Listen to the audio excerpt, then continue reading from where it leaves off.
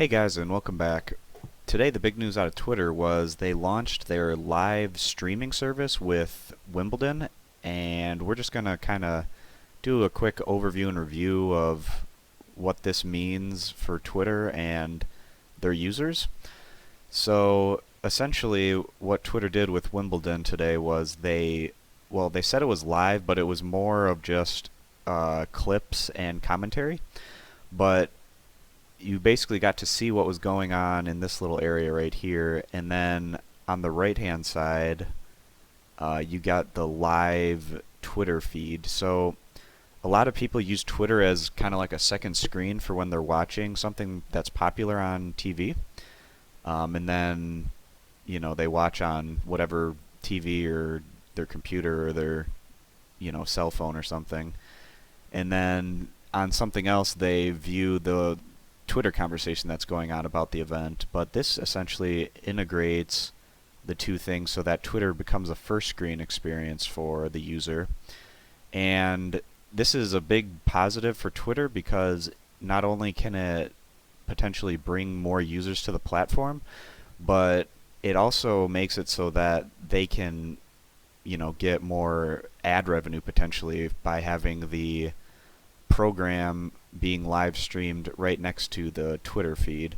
So this isn't the final product, but this was the launch of it today, and they're just kind of probably trying to work through their bugs that they might have before they have the 10 NFL games, Thursday night games that they're going to have this fall. What's also nice about this is Twitter can kind of point you towards certain accounts to follow. So the stream was provided by ESPN, so you can follow the ESPN Twitter account right here, and also obviously the Wimbledon account you can follow. But what they can also do with this is maybe if it's a tennis match and there's two people going against each other, they can have those two people's Twitter accounts here to direct you to follow those particular players.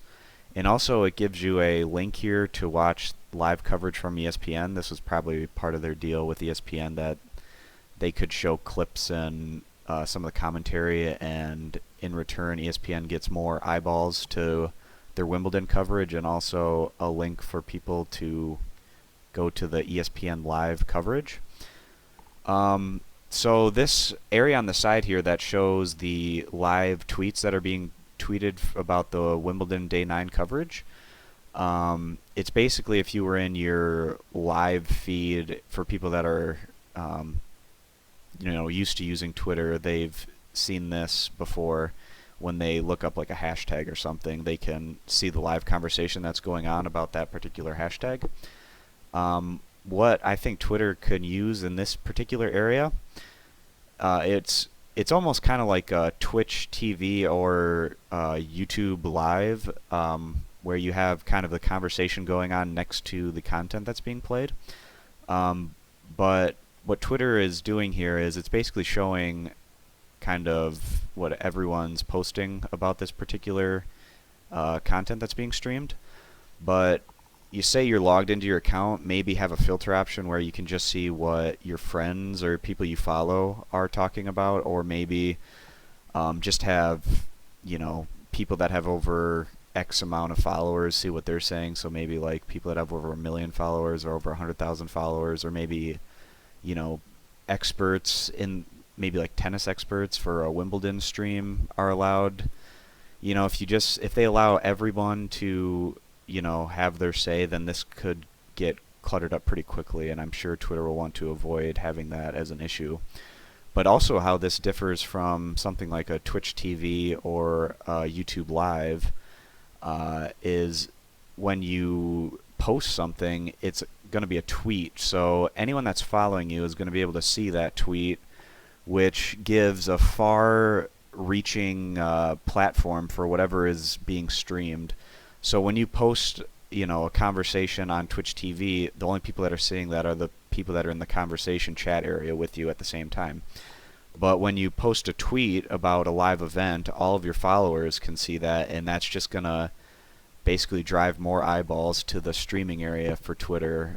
And that's going to be, it could potentially be a game changer for both Twitter and whoever they partner with. I know that with recent reports, they've said that Twitter is pursuing about 10 different licenses to televise certain things, and we know that politics is going to be one of the main things they focus on, so like debates that are coming up.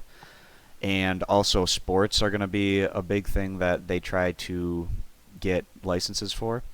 And it's just going to be kind of interesting to see how this evolves over time, but it could be something that really helps propel Twitter into the, forefront of the streaming service, because the main difference maker that Twitter has over some of these other streaming sites is when you tweet out something, it gets seen by people that aren't necessarily watching a particular program, and maybe they see that tweet and they want to join in on the conversation or on the stream, and that can just drive eyeballs and, in relation to that, ad revenue and more popularity to whatever's being streamed. So this is kind of an exciting thing for Twitter. It could end up being one of their most important releases, probably even more so than the Moments tab, which was really, talked up quite a bit last year and didn't really kind of pay off to what people were expecting.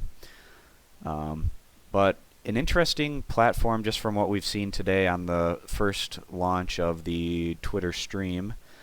For more reviews in the future, please subscribe to our channel for more content. Thanks.